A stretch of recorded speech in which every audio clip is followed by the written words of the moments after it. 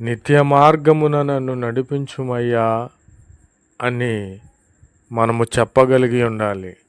నిత్య మార్గము అనగా నిత్యము మనలను బ్రతికించే మార్గము అనగా అది క్రీస్తు మార్గమే, వేరొకటి లేదు. మనము దురాశ కలిగిన వారమై ఉండకూడదు, పాపము చేయకూడదు. అట్టి పాపము చేసిన ఎడల మనము మరణానికి పాత్రులము.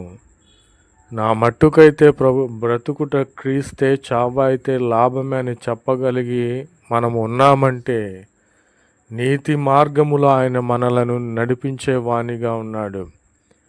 నా ప్రియమైన సహోదరి సహోదరులారా, నీతి మార్గము అనగా ఈ మార్గములో మనకున్నటువంటి ఎత్తు పల్లములను సరిచేసి సరళము చేసి మనలను నడిపించే దేవునిగా ఉన్నాడు. ఈ